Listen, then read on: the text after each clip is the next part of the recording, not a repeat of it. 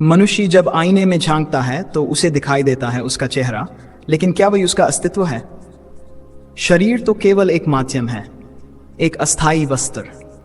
आत्मा न जन्म लेती है, न मरती है, वह न जलती है, न कटती है, न गलती है, न मिटती है। वह शुद्ध है, अनंत है, अखंड है और परमात्मा का अंश है। जिस प्रकार सागर की एक लहर भी उसी समुद्र का जल होती है, उसी प्रकार यह आत्मा भी ब्रह्म की ही एक झलक है, निराकार, निस्सीम, निर्मल और नित्य। जब हम कहते हैं मैं सोच रहा हूं, तो सोचने वाला कौन है? जब कहते हैं मुझे दुख हो रहा है, तो दुख को देखने वाला कौन है? वही देखने वाला, जानने वाला, अनुभव करने वाला, वही है आत्मा। ये आत्मा हमारी आंखों से नहीं देखती, परंतु देखने की शक्ति उसी से आती है। ये हमारे कानों से नहीं सुनती, परंतु श्रवण की चेतना उसी की देन है। जिस दिन यह आत्मा शरीर से निकल जाती है, वही शरीर निष्प्राण, शून्य और मौन हो जाता है। आत्मा वह दीप है जो जीवन को आलोकित करता है। शरीर उसका दीपक है, मन उसकी बाती और संस्कार उसका तेल। जब आत्मा का अनुभव होता है, तब जीवन में सत्य का प्रकाश फैलता है। परंतु यह आत्मा हर किसी को दिखती नहीं, क्योंकि हमारी दृष्टि बाहर की ओर लगी रहती है। वस्त्रों, नामों, संबंधों और इच्छाओं में उलझी हुई दुनिया आत्मा की मौन पुकार को अनसुना कर देती है।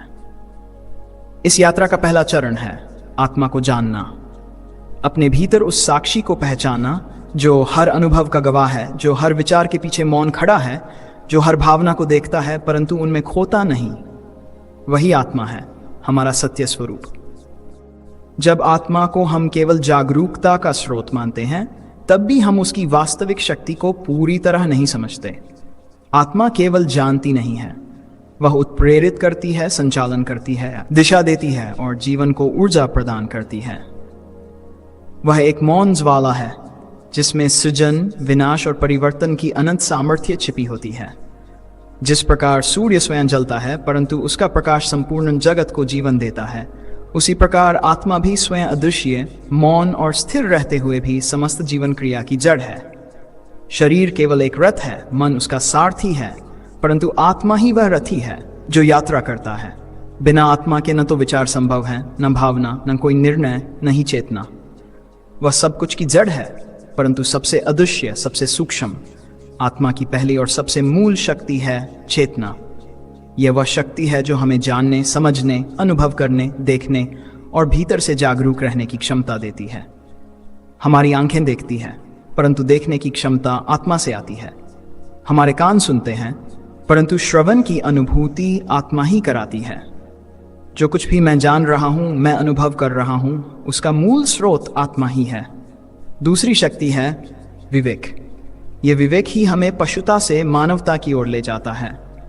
विवेक वह अंतर्दृष्टि है जिसे हम सत्य और असत्य में भेद कर सकते हैं, उचित अनुचित का निर्णय ले सकते हैं। जब मन भ्रमित होता है, तब आत्मा का विवेक ही भीतर से एक धीमी आवाज बनकर मार्गदर्शन करता है। तीसरी शक्ति है प्रेम।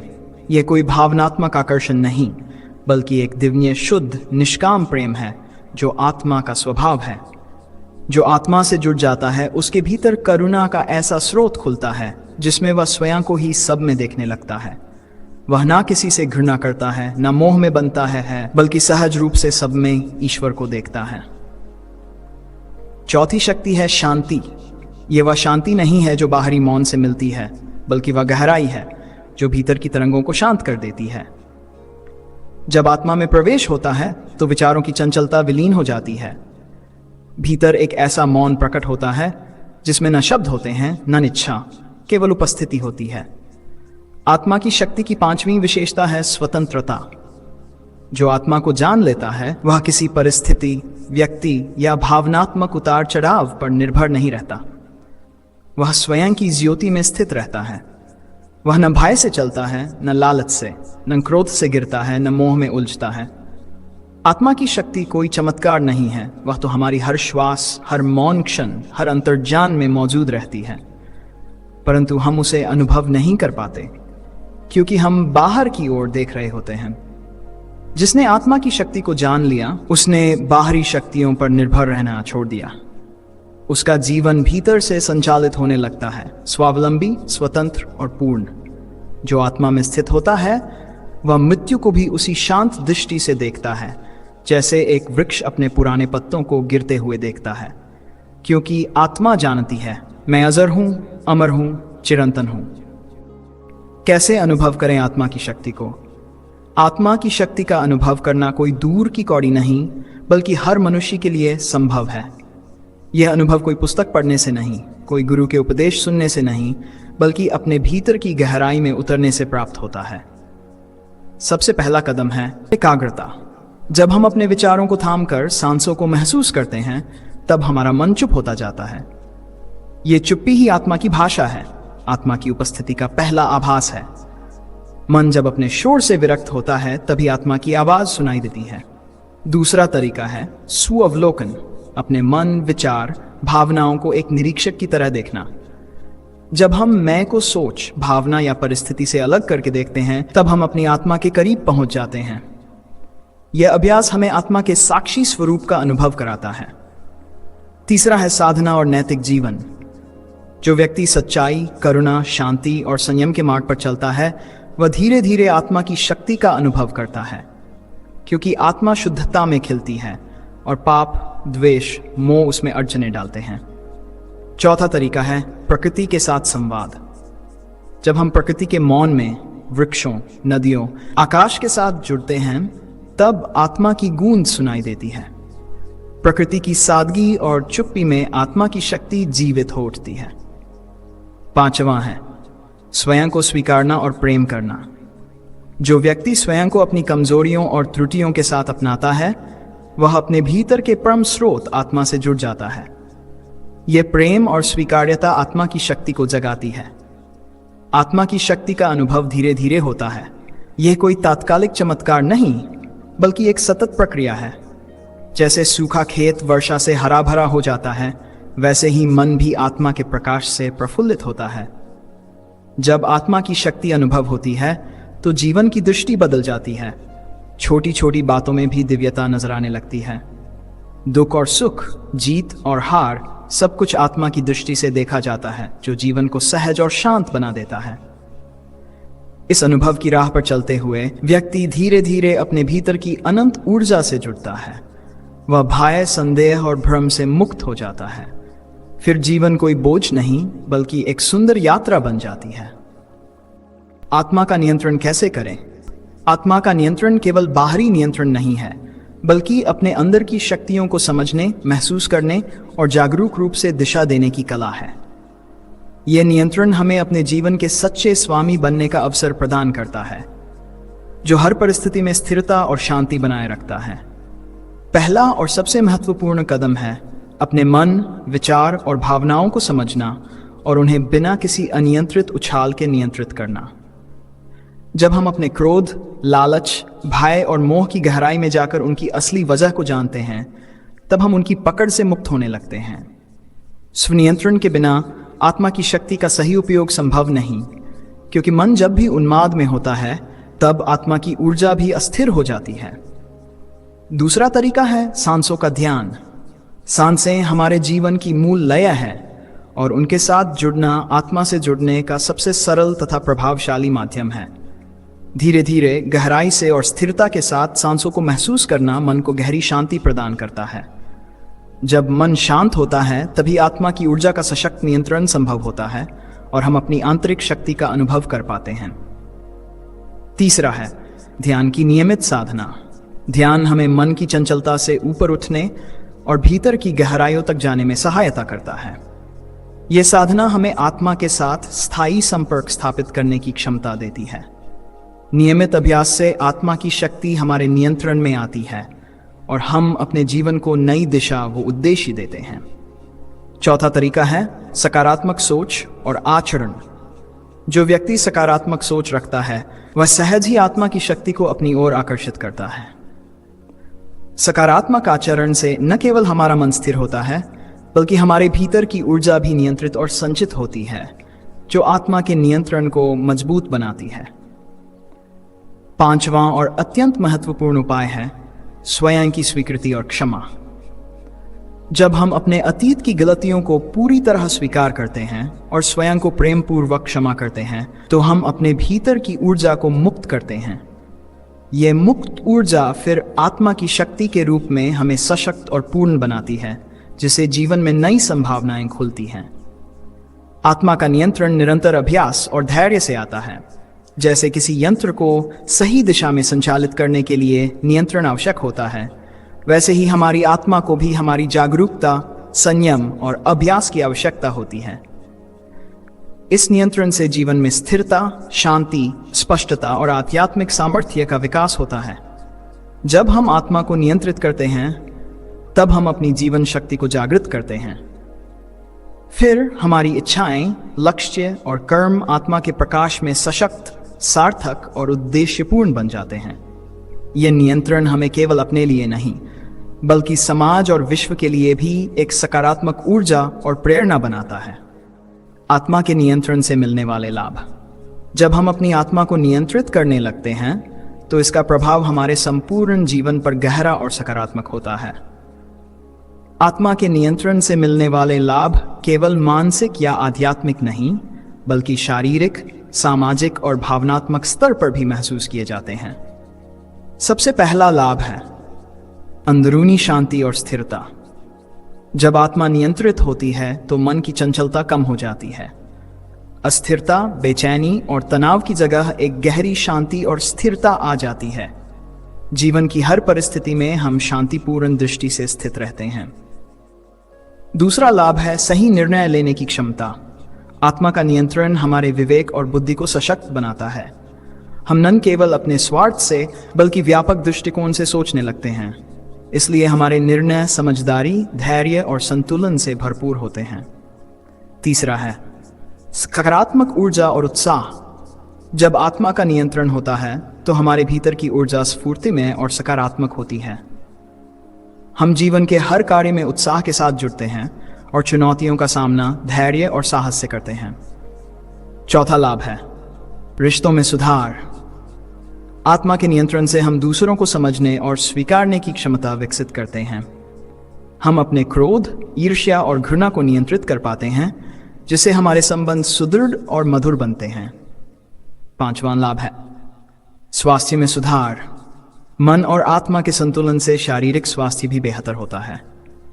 तनाव और मानसिक अशांति दूर होने से शरीर में ऊर्जा का प्रवाह सुधरता है और रोग प्रतिरोधक क्षमता बढ़ती है। छठा लाभ है आध्यात्मिक उन्नति। आत्मा के नियंत्रण से हमारी आध्यात्मिक यात्रा तीव्र होती है। हम जीवन के गूढ़ रहस्यों को समझने लगते हैं और ईश्वर या परम सत्य के करीब पहुंचते हैं। यह उन्नति हमारे जीवन को उद्देश्यपूर्ण और सार्थक बनाती है। आत्मा का नियंत्रण हमारे जीवन के हर पहलू को सशक्त और पूर्ण बनाता है। यह न केवल व्यक्तिगत विकास का माध्यम है, बल्कि समाज और विश्व के कल्याण का भी आधार है। जब हम अपनी आत्मा को नियंत्रित करते हैं, तब हम स्वयं को और अपने आसपास के संसार को बेहतर बना पाते हैं। आत्मा के नियंत्रण के लिए रोजाना अभ्यास और तकनीकें। आत्मा का नियंत्रण एक साधना है, निरंतर सधा हुआ और समर्पणपूर्ण प्रयास। ये कोई चमत्कारी घटना नहीं, बल्कि एक तपस्या है जो धीरे धीरे जीवन के हर स्तर को रूपांतरित कर देती है। इसकी शुरुआत हमारे दैनिक जीवन से होती है। छोटे छोटे अभ्यास, सरल तकनीकें और गहरी ईमानदारी से किया गया आत्मचिंतन। जैसे कोई बीज लगातार पानी और प्रकाश मिलने पर वृक्ष बनता है, वैसे ही आत्मा निरंतर अभ्यास से प्रकट होती है। एक मौन का अभ्यास करें। हर दिन कुछ क्षण पूर्ण मौन में बैठने का अभ्यास करें। मौन केवल शब्दों का नहीं, विचारों का भी होता है।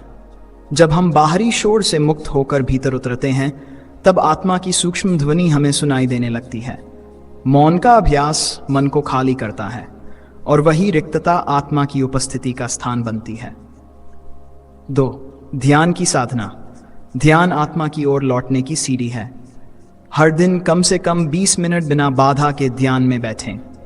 सांसों का अवलोकन करें, मैं कौन हूं जैसे प्रश्नों पर स्थिर रहें और भीतर की ओर दृष्टि करें। धीरे धीरे विचारों का शोर कम होगा और आत्मा की स्पष्टता बढ़ने लगेगी। 3. ब्रह्म मुहूर्त में जागना। प्रातःकाल 4 से 6 के बीच का समय ब्रह्म मुहूर्त चेतना के उत्थान के लिए अत्यंत पावन है। इस समय वातावरण में शांति, ऊर्जा और दिव्यता होती है। इस वेला में उठकर की गई साधना आत्मा के स्तर पर गहरा प्रभाव छोड़ती है। यह अभ्यास हमें दिन भर की आंतरिक स्थिरता और ऊर्जा देता है। 4. रोज रात कुछ पल लेकर खुद से एक अंतरंग संवाद करें। क्या मैंने आज किसी पर क्रोध किया? क्या मैं अहंकार में रहा? क्या मैंने आत्मा की बात सुनी या मन की शोर में उलझा रहा? यह स्वावलोकन आत्मा की दर्पण जैसी प्रकृति को उजागर करता है और सुधार की राह खोलता है। 5. सेवा का भाव अपनाएं। निस्वार्थ सेवा आत्मा की शक्ति को उन्मुक्त कर देती है। जब हम किसी की सहायता करते हैं बिना किसी अपेक्षा के, तब हम अपने सीमित अस्तित्व से ऊपर उठ जाते हैं। सेवा का भाव आत्मा को विशाल, कोमल और करुणामयी बनाता है। हर दिन कोई छोटा सा कार्य, मुस्कान देना, किसी को सुन लेना, किसी की मदद करना आत्मिक ऊर्जा को विकसित करता है। संतुलित दिनचर्या और सात्विक आहार मन और आत्मा को संतुलित रखने के लिए एक अनुशासित दिनचर्या अत्यंत आवश्यक है। समय पर सोना, उठना, भोजन करना और संयमित आहार लेना आत्मिक स्थिरता को जन्म देता है। सात्विक भोजन, फल, सब्जियां, अनाज हमें शुद्ध ऊर्जा देता है, जिससे आत्मा अधिक स्पष्टता से प्रकट होती है। 7. प्रकृति से संपर्क। प्रकृति आत्मा की सगी बहन है। जब हम पेड़ों, नदियों, आकाश और पक्षियों के पास होते हैं तो आत्मा स्वतः ही खुलने लगती है। हर दिन थोड़ी देर सूर्य की रोशनी में बैठें, किसी पेड़ के नीचे मौन साधें या खुले आकाश को निहारें, यह आत्मा के लिए औषधि का कार्य करता है। 8. श्रद्धा और प्रार्थना। प्रार्थना आत्मा का संगीत है। यह कोई मांग नहीं, बल्कि एक आत्मिक समर्पण है। जब हम नम्रता से किसी उच्च सत्ता के आगे झुकते हैं तो हमारी आत्मा अहंकार से मुक्त होकर अपना वास्तविक स्वरूप प्रकट करती है। प्रार्थना में शक्ति है। वह हमें जोड़ती है, संवारती है और भीतर से शुद्ध करती है। इन अभ्यासों को नियमित रूप से अपनाने से आत्मा में स्थिरता, स्पष्टता और शक्ति आती है। ये एक धीमा पर गहरा परिवर्तन है जो बाहर से नहीं, भीतर से शुरू होता है। जैसे कोई कारीगर हर दिन थोड़ी थोड़ी मिट्टी से सुंदर मूर्ति बनाता है, वैसे ही आत्मा को भी रोज थोड़ा थोड़ा गढ़ना होता है। आत्मा का नियंत्रण और कर्म का संबंध। आत्मा और कर्म, ये दो शब्द जैसे अलग लगते हैं, परंतु वास्तव में ये एक ही गूढ़ सूत्र के दो छोर हैं। जिस प्रकार बीज में वृक्ष छिपा होता है, उसी प्रकार आत्मा के नियंत्रण में कर्म की दिशा और गहराई छिपी होती है। जब आत्मा नियंत्रित होती है, तब कर्म शुद्ध, जागरूक और कल्याणकारी बनते हैं, और जब आत्मा विक्षिप्त होती है, तब वही कर्म भ्रम, क्लेश और बंधन का कारण बनते हैं। कर्म आत्मा का प्रतिबिंब होता है। हम जो भी करते हैं वह हमारे भीतर की स्थिति को प्रकट करता है। यदि आत्मा में शांति, प्रेम और सजगता है तो हमारे कर्मों में भी वही झलकते हैं। किंतु यदि हम केवल मन और इंद्रियों के अधीन हैं तो हमारे कर्म प्रतिक्रिया मात्र बन जाते हैं। इसलिए आत्मा का नियंत्रण ही कर्म की शुद्धता की कुंजी है। 2. सजगता से किया गया कर्म ही आध्यात्मिक होता है। सजगता अर्थात हर कार्य में पूर्ण उपस्थित, चाहे वह जल पीना हो, बोलना हो या किसी के लिए कुछ करना। जब आत्मा सजग होती है तब वह हर कर्म को तप, प्रेम और समर्पण में बदल देती है। सिर्फ बड़े बड़े कर्म ही नहीं, बल्कि छोटी छोटी क्रियाएं भी आत्मिक बन सकती हैं यदि उन्हें पूर्ण जागरूकता से किया जाए। 3. कर्म का फल आत्मा की दिशा तय करता है। हर कर्म बीज है और उसका आत्मा के भविष्य का मार्ग बनाता है। यदि हम स्वार्थ, क्रोध, मोह और लोभ से प्रेरित होकर कर्म करते हैं तो आत्मा पर आवरण चढ़ता है। किंतु यदि हम निस्वार्थ, शुद्ध और प्रेमपूर्ण कर्म करें तो आत्मा और अधिक उज्जवल हो जाती है। इसलिए कर्म न केवल परिणाम देते हैं, वे आत्मा की दिशा भी निर्धारित करते हैं। आत्मनियंत्रण से कर्म में चमत्कार आता है। जब आत्मा स्थिर होती है तब उसके कर्मों में कोई विशेष ऊर्जा प्रकट होती है जो दूसरों के जीवन को भी प्रभावित करती है। ऐसा व्यक्ति मौन रहकर भी बहुत कुछ कर जाता है। उसका एक शब्द किसी के जीवन में प्रकाश ला सकता है, एक स्पर्श सांत्वना दे सकता है, एक दृष्टि परिवर्तन का कारण बन सकती है। यह शक्ति तब आती है जब आत्मा अपने स्वभाव में स्थित होती है। 5. निष्काम कर्म आत्मा को मुक्त करता है। श्रीमद् भगवद गीता में कहा गया है, कर्म करो पर फल की इच्छा मत रखो। यह वाक्य केवल त्याग का नहीं, बल्कि आत्मा की स्वतंत्रता का संकेत है। जब हम कर्म को स्वयं के आनंद और समर्पण से करते हैं, तब हम बंधन से मुक्त हो जाते हैं। निष्काम कर्म आत्मा को हल्का, शुद्ध और व्यापक बनाता है। सत्कर्म आत्मा की ऊर्जा को बढ़ाते हैं। जब हम सेवा, परोपकार, संयम और सच्चाई से युक्त कर्म करते हैं, तब आत्मा में नई ऊर्जा का संचार होता है। ऐसे कर्म आत्मा को आलोकित करते हैं और भीतर से शक्ति प्रदान करते हैं। जैसे दीपक में नया घी डालने से वह और तेज जलता है, वैसे ही सत्कर्म आत्मा को दीप्तिमान बनाते हैं। 7. आत्मा का नियंत्रण कर्मों को सहज बनाता है। जब आत्मा का नियंत्रण प्राप्त हो जाता है, तब व्यक्ति किसी भी परिस्थिति में सहज रहता है। न वह सफलता से फूलता है, न विफलता से टूटता है। उसके कर्म मात्र अभिव्यक्ति बन जाते हैं, संघर्ष नहीं। उसकी उपस्थिति ही कर्म बन जाती है और वह उपस्थिति समर्पण से पूरित होती है। 8. कर्म और आत्मा की एकता ही मुक्ति की राह है। जब कर्म आत्मा से उत्पन्न होते हैं और आत्मा कर्मों से न रंगती हो, तब जीवन एक दिव्य नृत्य बन जाता है। ऐसा जीवन बंधन से परे, संघर्ष से परे और भय से परे होता है। यही आत्मनियंत्रित कर्म का परम फल है, स्वतंत्रता। ये मुक्ति बाहर नहीं, भीतर प्रकट होती है और यही आत्मा की सर्वोच्च विजय है। आत्मा का पूर्ण नियंत्रण और जीवन में दिव्यता।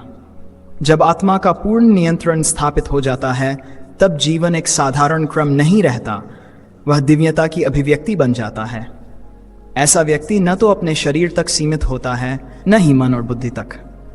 वह अपनी चेतना से समस्त सृष्टि को स्पर्श करता है, हर प्राणी में अपने अस्तित्व को अनुभव करता है और हर क्षण में ईश्वर का आलोक देखता है।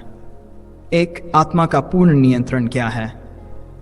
यह वह स्थिति है जब मन, इंद्रियां और अहंकार आत्मा की आज्ञा में रहते हैं। कोई भी विचार, भावना या क्रिया अनजाने में नहीं होती। हर कार्य सजगता से उत्पन्न होता है। जैसे कोई अशी मौन में संकल्प करे और वह संकल्प सृष्टि में घटित हो जाए।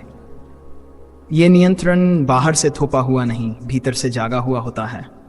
जिसने अपने भीतर को जीत लिया, उसके लिए कोई भय नहीं रहता। मृत्यु भी उसके लिए एक परिवर्तन मात्र बन जाती है। वह जानता है कि उसका सत्य शरीर या नाम नहीं, बल्कि वह चैतन्य है जो काल से परे है। यह बोध ही उसे अडिग, स्थिर और आनंदित बनाए रखता है। 3. जीवन में दिव्यता प्रकट होती है। जब आत्मा अपने स्वरूप में स्थित होती है, तब जीवन में सहज दिव्यता प्रकट होती है। ऐसा व्यक्ति दूसरों को उपदेश नहीं देता, उसका जीवन ही शिक्षा बन जाता है। उसके कर्मों में करुणा, वाणी में शांति और दृष्टि में प्रेम झलकता है।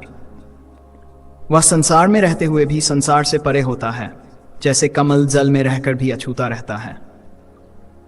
4. संबंधों में निर्मलता आती है। आत्मा के पूर्ण नियंत्रण से व्यक्ति की दृष्टि बदल जाती है। वह किसी को केवल शरीर या व्यवहार से नहीं देखता, बल्कि आत्मा के रूप में पहचानता है। इससे उसके संबंधों में अपेक्षा नहीं, समर्पण आता है।